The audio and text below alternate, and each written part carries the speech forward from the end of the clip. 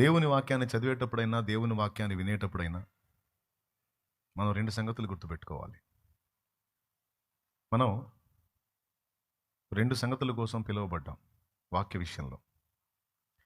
ఒకటి, వాక్యాన్ని మనం చదివేటప్పుడైనా, వినేటప్పుడైనా ఫస్ట్ మనకు అన్వయించుకుంటూ, ఆ వాక్య ప్రకారం మన జీవితాలు ఉన్నాయో లేవో సరిచూసుకుంటూ, సరిపోల్చుకుంటూ, వాక్యానుసారంగా మన ఆత్మీయ జీవితాన్ని మనం కట్టుకోవటానికి వాక్యాన్ని చదివేటప్పుడైనా, వినేటప్పుడైనా జాగ్రత్త పడాలి.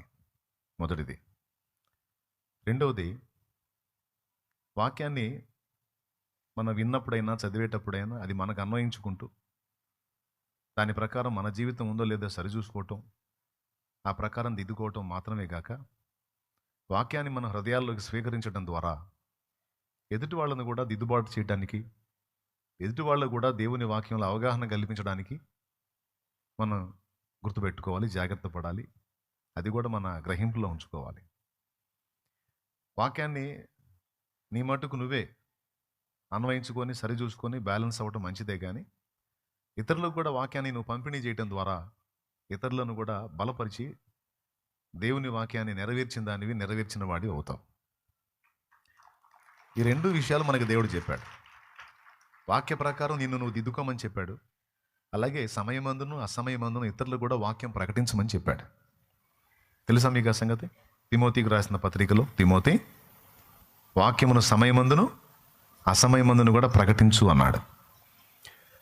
క్రీస్తునందు విశ్వాసం ఉంచిన మనకి దేవుని వాక్యాన్ని మనం మాత్రమే స్వీకరించడం కాదు, కానీ మనం తెలుసుకున్న సత్యాలను ఇతరులకు కూడా పంపిణీ చేయటం అనేది దేవుడు మనకిచ్చిన పిలుపులో భాగం. సువార్త నువ్వు తెలుసుకున్నావు, రక్షణలోకి వచ్చావు. దేవుని వాక్యం ఏం చెబుతుందంటే, మీరు సర్వలోకమునకు వెళ్ళి సర్వ సృష్టికి సువార్తను ప్రకటించండి అని సువార్త ప్రకటించే బాధ్యత కూడా మన మీద ఉంచాడు.